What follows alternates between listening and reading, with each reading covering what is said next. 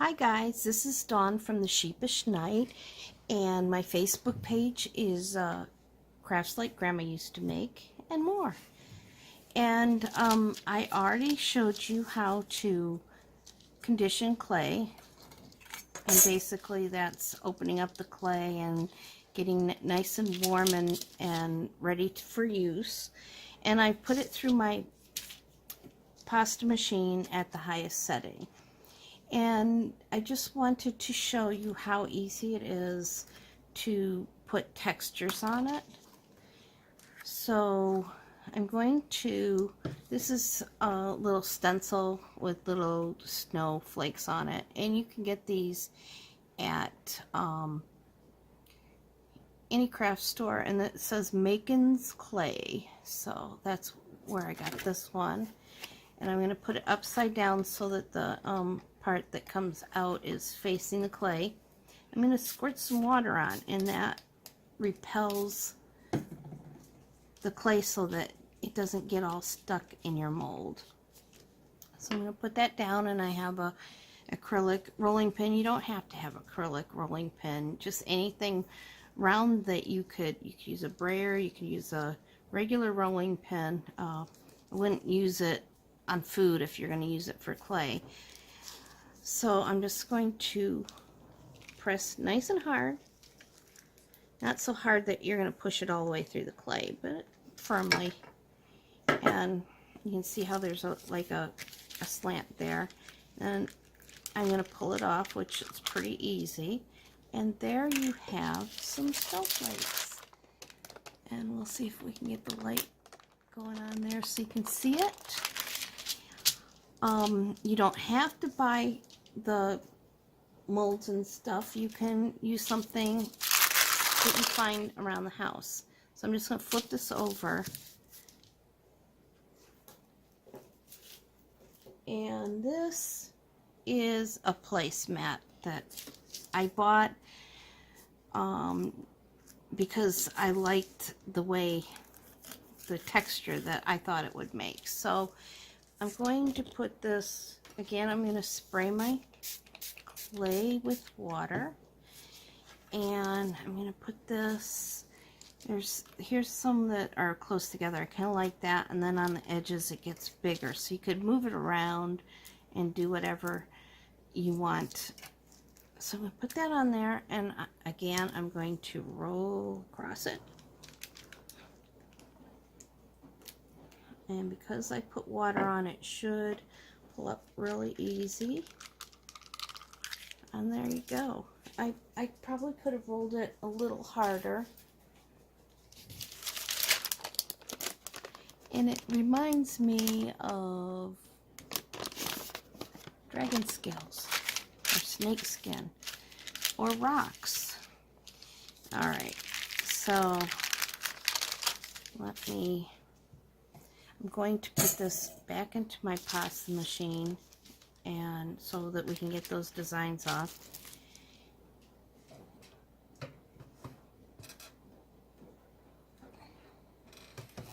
So, I'm sorry that the pasta machine isn't in the picture.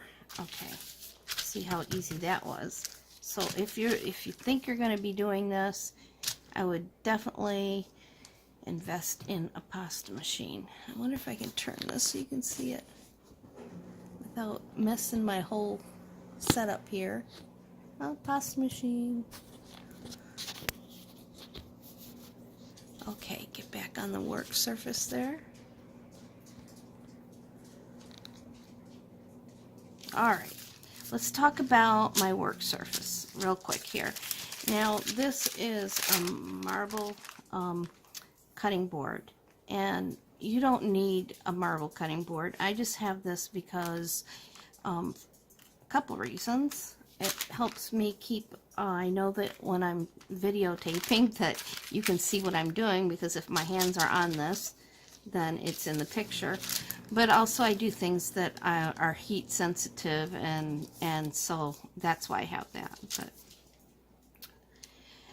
so, and this is parchment paper. I like using parchment paper because let's say that I was rolling it out on just this marble piece, you're going to put some weight on there and push down on it, and it's going to get stuck, and then you're going to have a hard time getting it off the surface.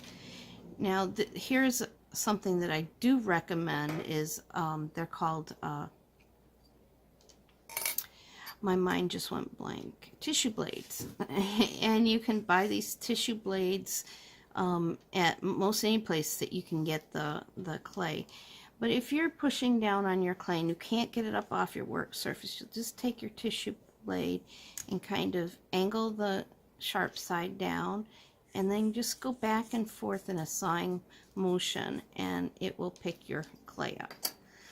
But I'm lazy. I like this. I like this because all I have to do is pick that up and push it and lift it, and it comes right off. Alright, so here's another mold I have. And this is from Sculpey, and you can just push it inside there, and you can make cabochons. Cabochons are a bead that you can make that it's got a flat back and a rounded front, and that's what kind of what a cabochon is. Doesn't matter what shape it is, but there's all sorts of molds, and you can even make, oh wait, I forgot. Look at this. I found this at Green Stuff on Etsy, and they're rollers that have different designs on. So as you can see, mine is very messy because when I first started, I didn't realize how the clay would stick into it, and I wasn't using water and stuff, and then I couldn't get the clay off. So don't forget your water. And then I'm just going to roll this quite firmly. And this one, there's all sorts of different ones that you can get. So that is so pretty. I like it. Alright, so next is, here's a mold that I made, and sometimes you make things and you want to make it easier. You don't want to have to hand make everything all the time, or maybe you have something that you already have and you just want mold out of. So I just folded my clay, and I'm going to press it down and into the mold just so you can see how it is.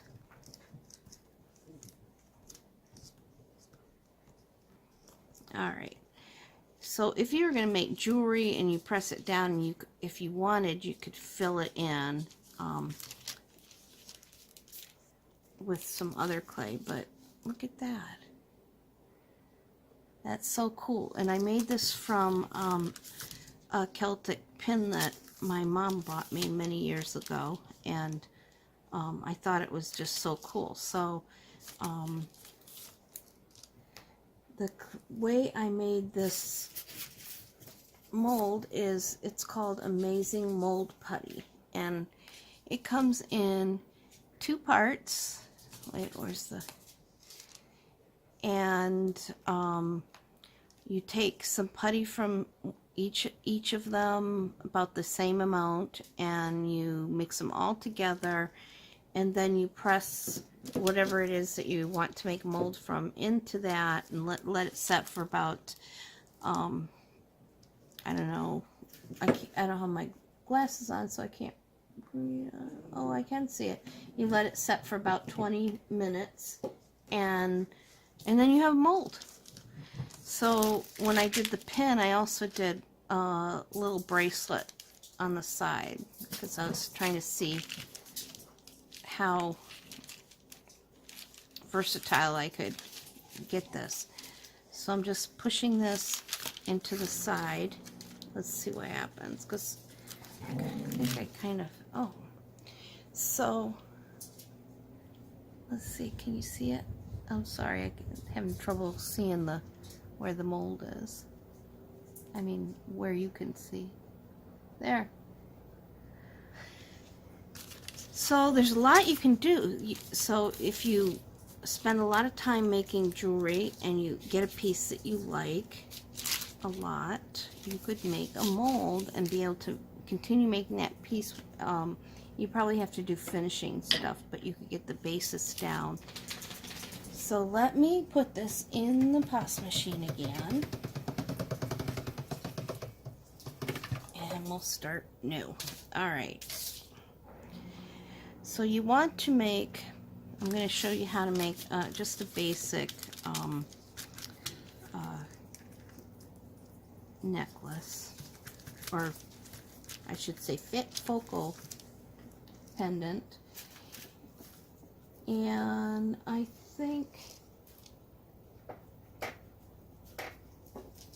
first we'll make a backing. You don't have to make a backing, but I like the thickness where I have one on the back and then I bake it and then I make another layer and then put it on top of that, and I make a wire to put in there. Well, here I'll show you. I make a wire to put in so that I have a hanger. Now this is only one thickness. It's two thicknesses if you count the star. And then I stuck a cabochon on top of it. So let's just say we're going to do something like that. And I'm going to and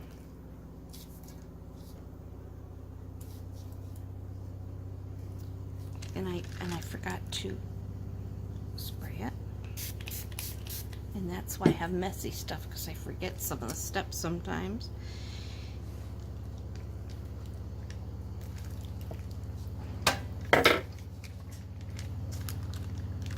Alright, so you could use this for your front or your back. But you have, the best thing you can do is get your cookie cutters out. And you can buy sets where there's circles and teardrops and ovals and stars and moons and stuff. But if you're just starting out, it's best to just see what cookie cutters you have and play with that first before you invest a lot of money. So it doesn't really matter where I cut it, but if there was a design, you would pick the design. I know what we can do half of it in the design. There. So here's the back. Now sometimes these cutters actually start hurting if you're cutting a lot of these, and I just use a piece of plexiglass or anything that's hard and you can push on it and it doesn't hurt as much. Yeah, I know I'm a wimp. Okay, so then on the other side we have the paisley design. So you just kind of look around and see what design you like. What do you want included in your little cutting? I'm going to go right there. And I always cut out the whole thing all at the same time. So here we've got a teardrop, and I kind of like that little paisley. I don't even what we're going to call it a doohickey, and I'm going to put it right on that design, and I'm going to try to do another one that's kind of like that, because maybe I could make earrings from it. So you would need two, and there's a similar one. And be careful that you don't cut into the big one. I'm going really close to get that design, but I'm going to try not to cut onto the other one. But if you did that, it's no big deal. It's just clay. Just scrunch it up and start all over. I'm going to gently push that. So we have that. Whoop. And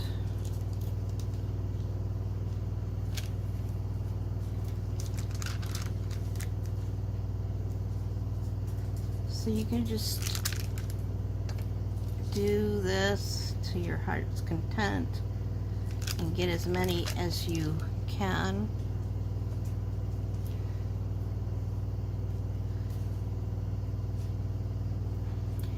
Now, you can choose to paint your clay while it's wet, or you can wait until you can bake it and wait until it's dry to paint it. So you just have to experiment and decide the effect that you like better. You can put different powders like pearlescent powder and mica powder. There's a million things out there that you can, well, maybe not a million, but there's a lot of choices of what you can do. But the easiest thing to start with is regular acrylic paint from, you know, your local craft store or wherever you get your craft things from. Alright, so we've got our items here, and I'm going to gently, apparently I didn't go through all the way, so didn't quite get it right there. There.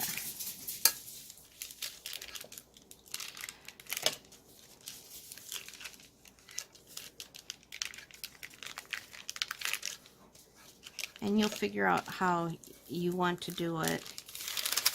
Now see, this is sticking, so because I have it on the paper, I can just pick it up and kind of roll it off, and it's no big deal. And I think it's stuck because I kept putting water on it. It is, even though it's sturdy paper, it is still paper.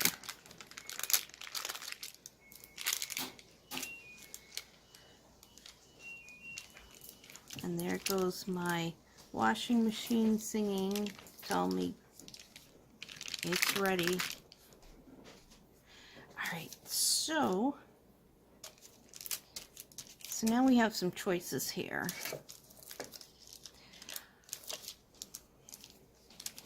And they're all sticking. So even though we have parchment paper, it does stick, and it's concentrated right there where I kept rolling on it and putting water on and stuff like that. Alrighty. Now I've handled it. You can see how they're coming out of shape a little bit, and so you can just tap it into shape very gently.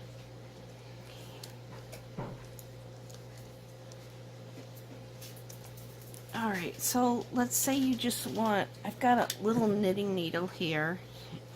But there's lots of tools you can buy that are made for these different things. But I've decided that I'm going to make just this, and I'm going to leave it as one thickness. Sorry about that. I couldn't think of what I was saying. And I'm just going to put a hole in it so that I have a way to put a jump ring or thread through. So I could do something small like this, and like I said, this is a knitting needle, so I could get a bigger knitting needle, or I could get a wooden skewer which has a point there, and you could really get a good hole going there.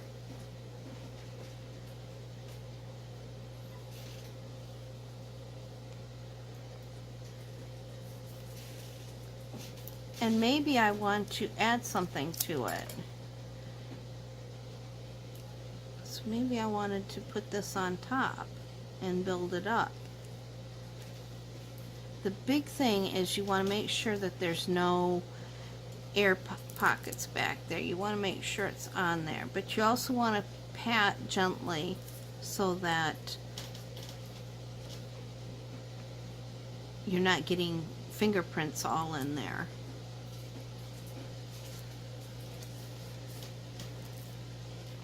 And on this one,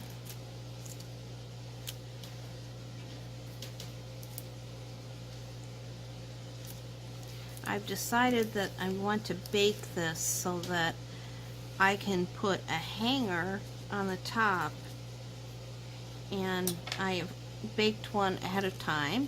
So this is nice and hard. It's been baked at 275. It's the same thickness as this. I usually put them in for about 40 minutes. I put them in a cold oven, so it's on a large tile, something that you can bake on, something that won't melt when you put it in the oven. I tend to get those disposable turkey, aluminum turkey basters, because I can turn it upside down, place everything on the lid on some of this paper, and then put the base, the thick part, upside down on the lid, and it makes like a tent over it. And I've had a lot of luck with doing that. So this has been baked. So now I want to, I've got the back, and because if I turn this over and start playing with it, there's more of a chance I'm going to rub the design off, and it'll be misshapen. But you can do that, and you can be careful, and it'll come out just fine if you're careful. But because you're a real beginner, let's set yourself up for successes. So we're going to do it this way first. So I baked this, and I just took, you can take a large jump ring. Jump ring is this little round ring, and put it right in there. Now, if you're going to attach things that have already been baked, you want to have, it's called translucent liquid bakeable clay, and it it works as a glue, and so you can put it in there so that you're not going to trap any air on there when you put your other piece. Now I grabbed the wrong cutter, so I used a smaller cutter for this, but let's just pretend it's the same size, or not. We can do this. So we're going to pretend, because I'm not going to, well, no, I can do it. Let's put this in and show you how it's done. So we've got our translucent liquid clay. We're going to use it just like glue. And there's my jump ring. And then I'm going to put this on top and sandwich it, making sure that your jump ring's down in there enough. And I'm going to push that. I'm going to push this in so that there's no air bubbles. Now, can you imagine if I was pushing on this and pushing on that, if they were both wet, I would probably really lose the design. So then I'm going to take my tissue blade, I'm going to turn it over, and I'm going to trim carefully around. Maybe I'll do it this way first. Now, I'm trying not to push hard down on there because the wet unbaked clay is on the bottom.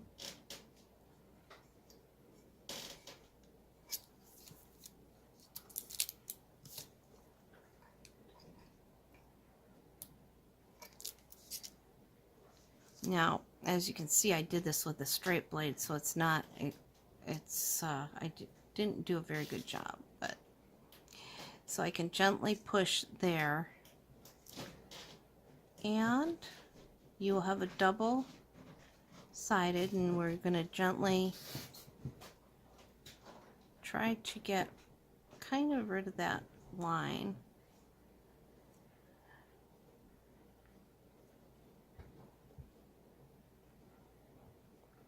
and smooth it down. And just fine tune it however you want.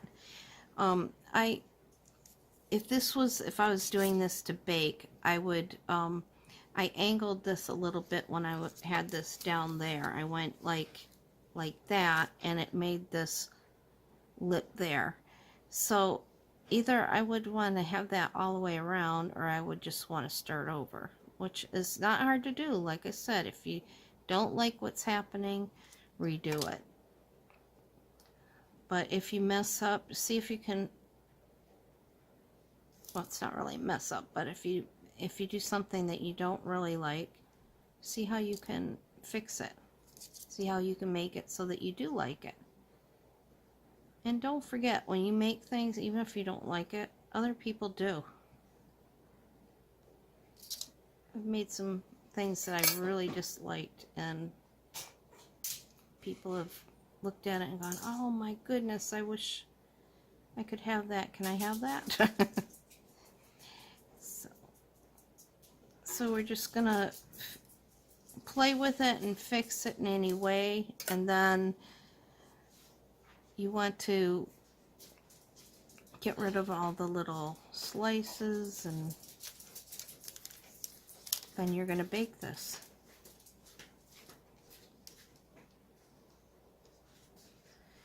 Again, if you want to paint it at this point, you can, or you can do it after you bake it. I have these little tools of all different sizes because, you know, as you start doing this, you do start wanting to get some of the things that make things easier. And they're called ball tools, and you can see how different ones have different sizes. And sometimes I use these for painting. I dip this in a paint and I put it on there, and I have a perfect circle. So I like doing that. But these are great for smoothing things out. And I have this really ugly line here, so if I was going to keep this, I would want to somehow fix that. Or if it gets too messed up, because I didn't like the way I angled it, I would rather have straight up and down. And I've got this thing going here. I would just take it off and start over. It's not the end of the world. The bottom's baked. I just wipe that off with a paper towel. And this is liquid clay. It's not going to hurt anything, so just smush it back up. And start over again. It's as easy as that.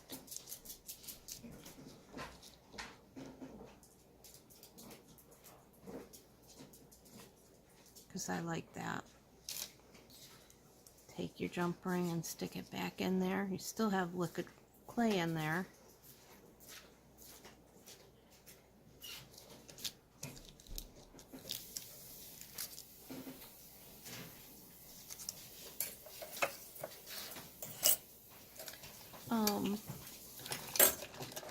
Also, you can use a craft knife, which will probably be easier than the, so just use a craft knife. And I'm going to make sure I go up and down this time instead of sideways.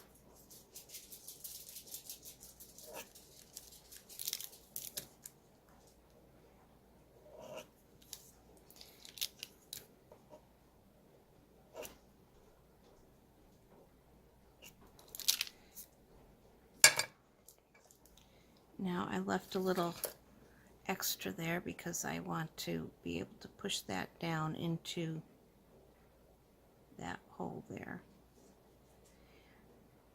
And because you're pushing it down around this,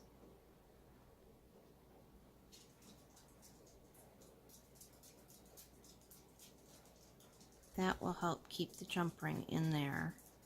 So once you bake it, you got a nice sturdy piece. And that is how to start with your clay. There's my lid. I was looking for my lid. So there's no reason you can't get started. And you just take your little pieces of whatever. I just want to remind you that when you're making things, don't ever throw your clay out, because even if your colors get mixed up, eventually you're going to find a use for it. There's no waste here. For instance, this piece I showed you earlier is pieces of clay that got their endings of projects I did that have had different things in it, and I mixed them all together and twisted them up and then cut them and used them like this, and I think they are wonderful. I'm going to show you a couple things that I did. Here's heart, and here's an example of, I used the black and I put the paint on so that I put it on before I baked it, and you can see how pretty that is. Hopefully, there you go. Sorry, I can't really see what you can see, so I'm doing my best. So this was some silk screening I did, and then I hand painted over it, and I painted the back, and this one I put pretty sparkles on. I showed you my moon man, kind of like I stuck things in so you can bake it with things in. I put some gears and different things in there. I made some pumpkins and made them into earrings. I'm not very good at making two exactly the same, so I like to just vary them. But if you wanted, you could make sure. I made a bunch of them, so probably I have some that are elongated and some that are this shape. This is just, I wanted to wear two different ones in my ears, so that's why those are so different. But you can put them on things. Here's something I did where I put it on a bottle. So I took a cork and put wire up here, and then put clay around it and made a cork. I know this is kind of rustic because I carved the cork. I couldn't find the right size cork, and I put clay all over it and made this.